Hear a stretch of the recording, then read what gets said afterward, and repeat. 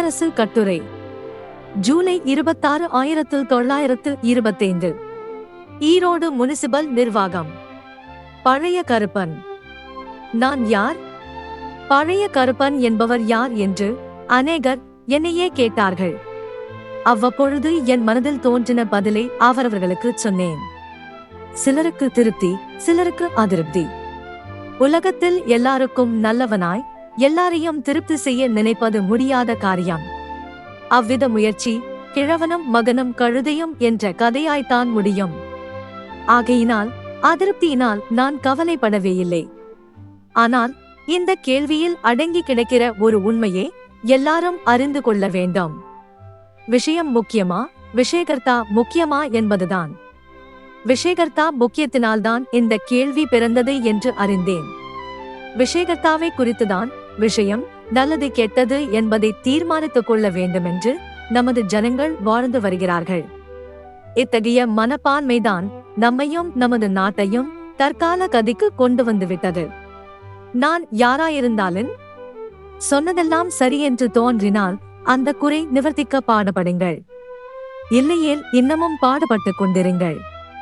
சரியில்லை என்று தோன்றினால் ஏதோ பைத்தியக்காரன் உளறுகிறான் என்று தள்ளிவிடுங்கள். என்னுடைய வீர பிரதாப வியாக்கியானம் போதும். நிற்க. முனிசிபல் கட்சிகள். தற்கால முனிசிபல் நிர்வாகிகளுக்கு விரோத கட்சியில் நான் இருப்பதால் அவ்விதம் எழுதினதாக சிலருடைய எண்ணம். முனிசிபல் வேலையில் எனக்கு கட்சி இல்லை. என் வார்த்தையை நம்பாவிட்டால் நான் என்ன செய்ய முடியும்? உங்கள் இஷ்டம். முனிசிபல் நிர்வாகத்தில் கட்சி பேதத்திற்கே இடமில்லை. முனிசிபல் வேலை ராஜ்ய வேலையல்ல. ராஜ்ய கட்சிக்கும் முனிசிபல் வேலைக்கும் வெகு தூரம். காந்தி சொல்லுகிற மாதிரி ஏதாவது ஒரு ராஜ்ய கட்சியின் பலத்தை தெரிந்து கொள்ள முனிசிபல் எலெக்ஷன்கள் சாதகமாக இருக்குமே ஒழிய வேறு பிரயோஜனம் ஒன்றுமில்லை. ஈரோடு முனிசிபலில் ராஜ்ய கட்சிக்காரர்கள் இருக்கிறார்களா என்றால் அதுவுமில்லை. ஆனால் இருக்கிறதாக சொல்லிக் கொள்ளலாம். அதெல்லாம் வேஷம்தான். நமது முனிசிபாலிட்டியில் எத்தனை கவுன்சிலர்கள் இருக்கிறார்களோ அத்தனை அல்லது ஒன்றிரண்டு குறைந்த கட்சிகள் இருக்கின்றன என்பது என் எண்ணம். எல்லாம் சுயநல கட்சியே. எப்படியாவது தங்கள் சொந்த இஷ்டங்களை பூர்த்தி செய்து கொள்ள வேண்டுமென்ற கட்சியின் மேல் நமது முனிசிபல் நிர்வாகம் நடைபெறுகிறது. இத்தனை கட்சியில் நான் எந்த கட்சியைச் சேர்வது? உள்ளுக்கு இருந்தால் நானும் ஒரு சுயநல கட்சி ஸ்தாபிதம் செய்து கொள்வேன். அந்த பாக்கியம் இல்லை.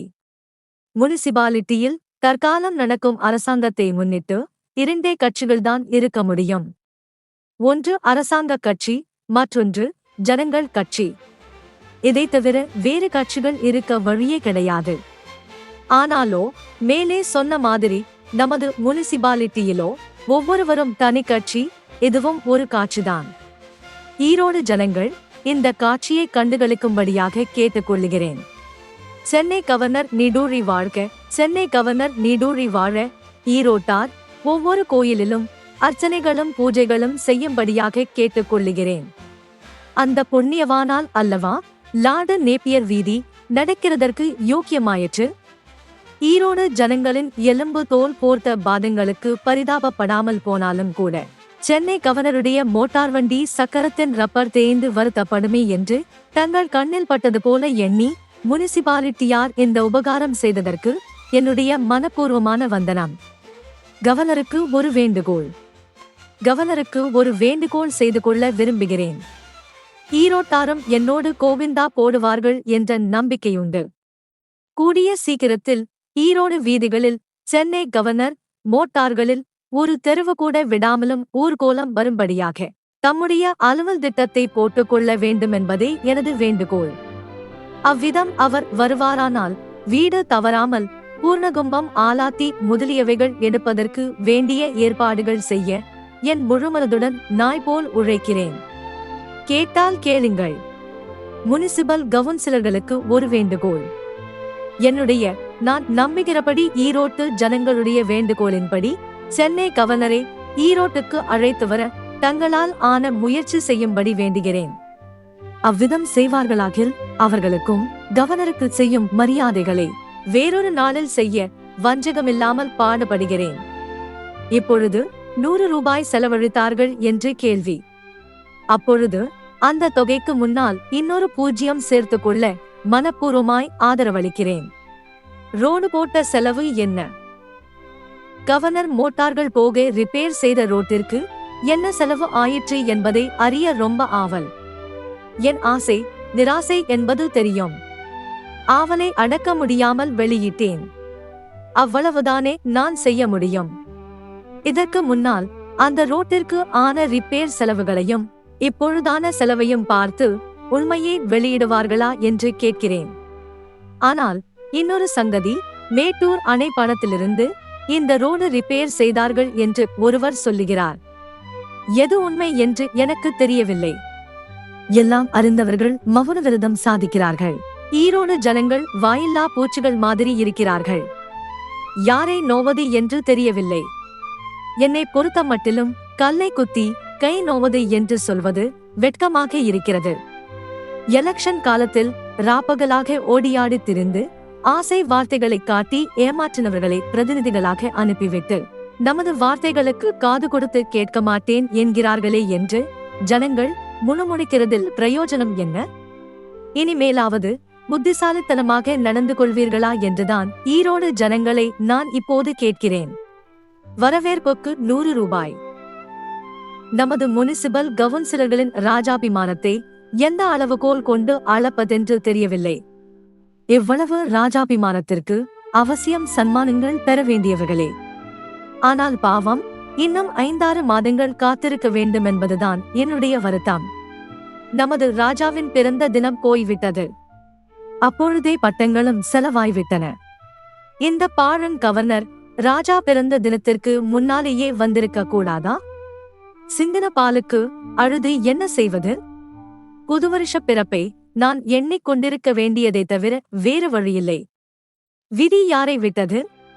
கவர்னர் வரவேற்பு அலங்காரத்திற்கு 100 ரூபாய் நமது கவுன்சிலர்கள் சாங்ஷன் செய்தார்களாம். இந்த தொகையை ஜில்லா கலெக்டர் அனுமதித்து இருப்பார் என்பதில் சந்தேகமில்லை. இந்த சந்தர்ப்பத்தில் நமது முனிசிபாலிட்டியார் காந்தியடிகளுக்கு வரவேற்பு செய்தது எனக்கு ஞாபகத்திற்கு வருகின்றது. அப்பொழுது ரூபாய் 50 போல் செலவழிக்க கவுன்சிலர்கள் தீர்மானித்தார்கள். சரியான தொகை நினைவில்லை. அப்போதைய கலெக்டர் கண்ணுக்கு காந்தி கவர்னராக தோன்றவில்லை. ஆனபடியால் இவ்வளவு ரூபாய் வேண்டாம், இதை அனுமதிக்க மாட்டேன். முனிசிபாலிட்டியில் காகிதம் இருக்கிறது, பேனா இருக்கிறது, மை இருக்கிறது, சைக்கிளோ ஸ்டைல் எந்திரம் இருக்கிறது. அவைகளை கொண்டு வரவேற்பு பத்திரம் தயாரித்து கொடுங்கள் என்று உத்தரவிட்டாராம். இந்த அவமானம் இன்னும் நீங்கவில்லை. அதற்குள் கவர்னருக்காக ரூபாய் 100 செலவழித்து நல்ல பிள்ளைகளாக நமது கவுன்சிலர்கள் முன் வந்து விட்டார்கள். ஆனால் அப்பொழுது இருந்த கவுன்சிலர்கள் வேறு, இப்போது இருப்பவர்கள் வேறு என்று சொல்லலாம். வாஸ்தவம். ஆனால் முழுவதும் வாஸ்தவம் அல்ல. பழைய புலிகளில் சிலர் இப்போதும் இருக்கிறார்கள். தம்பிக்கு வந்த அவமானம் தமையனுக்கு இல்லையா என்று கேட்கிறேன். அதுதான் போகட்டும். முனிசிபல் கவுன்சிலுக்கு அவமானம் என்றால் ஈரோட்டு ஜனங்களுக்கு அவமானம் என்றுதானே அர்த்தம். அப்போதுள்ள ஜனங்கள்தானே இப்போதும் இருக்கிறார்கள். பழைய ஈரோட்டார் புது உயிரும் புது உருவமும் பெற்றுவிட்டார்களோ என்னவோ எனக்கு தெரியாது. நமக்கும் ஒரு காரியதரிசி. இனியும் நமது கவுன்சிலர்கள் முனிசிபல் நிர்வாகத்தில் கவலை கொள்ளவில்லை என்று யார் சொல்ல முடியும்? நமது முனிசிபாலிட்டியில் எப்படியோ திடீரென்று வேலை அதிகமாக போய்விட்டது என்று கண்டு கொண்டார்கள். உடனே தலைவர் உபதலைவர்களுக்கு உதவியாக ஒரு காரியதரிசி கொடுத்திருக்கிறார்கள். என்னமோ உளறுகிறேன். ஏன் வேலையில்லை? சிங்கார நந்தவனம், நீந்து கட்டம், ஸ்விம்மிங் காட் இவைகள் எல்லாம் ஏற்பட போகின்றன. மின்சார விளக்கும் வந்துவிடும். நெருப்பணைக்கும் கருவியும் வந்துவிட்டது.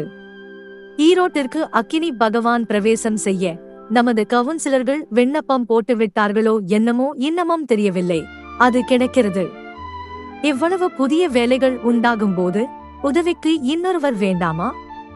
வேண்டும் வேண்டும். ஊரார் பணம்தானே. பதவிக்கு சண்டை போட்டவர்கள் வேலை செய்ய உதவியால் தேடுகிறார்கள். ஆனால் காரியதரிசியை நினைக்கும் போதெல்லாம் தாங்க முடியாத வருத்தம் எனக்கு உண்டாகிறது.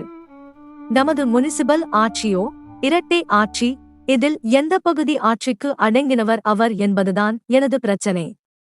2 ஆட்சிக்கும் ஆளாக இருக்க முடியுமா என்று சந்தேகம். பாவம், காரியதரிசியின் பாடுதான் பரிதாபம். ஒருவள் 2 புருஷர்களை கல்யாணம் செய்து கொண்ட மாதிரிதான். ஒருவனுக்கு 2 பொண்டாட்டிகள் இருந்தால் கூடுமான வரையில் சண்டே அடுப்பங்கரையில்தான். ஒருவளுக்கு 2 புருஷர்கள் இருந்தால் நடுவீதியில்தான் மல்யுத்தம். ஊருக்கு ஒரு தேவடியாள் யாருக்கென்று ஆடுவாள் என்ற பழமொழியும் உண்டு. இந்த சங்கடத்திலிருந்து நீங்கிக் கொள்ள ஒரு வழியுண்டு. அந்த காரியம் கவுன்சிலர்களால் தான் ஆக வேண்டும். வேலை மிகுதியாய்விட்டது என்று நிச்சயம் வந்துவிட்டது. ஏன் இன்னொரு உப காரியதரிசியையும் நியமிக்க கூடாது? கவுன்சிலர்கள் பெரிய மனது செய்தால் முடியாத காரியம் உண்டோ? தலைவர் உபதலைவர் சண்டையும் ஒழியும். காரியதரிசிகள் பாடும் நிவர்த்தியாகும். இந்த யோசனையே கவுன்சிலர்கள் ஏற்பார்களா என்பதுதான் எனக்கு சந்தேகம். ஏன்? அவர்களைத்தான் கேட்க வேண்டும். நன்றி மறவாமே. நமது கவுன்சில் ஹாலில் சில கனவான்களை தொங்க விடுவதாக நமது கவுன்சிலர்கள் தீர்மானித்திருக்கிறார்களாம். இதேது இவன் நிறுத்த மாட்டான் போலிருக்கிறதே என்று வாசகர்கள் சலிப்பு கொள்ளுகிறார்கள். நிறுத்திவிட்டேன். பாக்கி பின்னால். அதுவும் வாசகர்கள் விரும்பினால்தான். குறிப்பு: கவுன்சிலர்களிடமும் வாசகர்களிடமும் மன்னிப்பு கேட்க வேண்டியவனாக இருக்கிறேன். காரணத்தோடுதான். சென்ற வியாசத்தில் கள்ளி வனம் எடுக்க ரூபாய் 500 செலவு செய்வதாக கேள்விப்படுகிறேன் என்று எழுதினேன். அப்பொழுதும் நிச்சயமாக ஒன்றும் சொல்லவில்லை. உண்மை தெரியாததினால்தான். ஆனால் அந்த உண்மையை நான் கேட்டுக்கொண்டபடி எவரும் எனக்கு தெரிவிக்கவில்லை. அப்புறம் உண்மையை அறிய நானே இதை பற்றி தெரிய வேண்டியவரான ஒரு நண்பரை கேட்டேன். அவர் ரூபாய் 235 தான் செலவு என்றார். சரி என்றேன். இப்பொழுது என் மன்னிப்பை சமர்ப்பணம் செய்கிறேன்.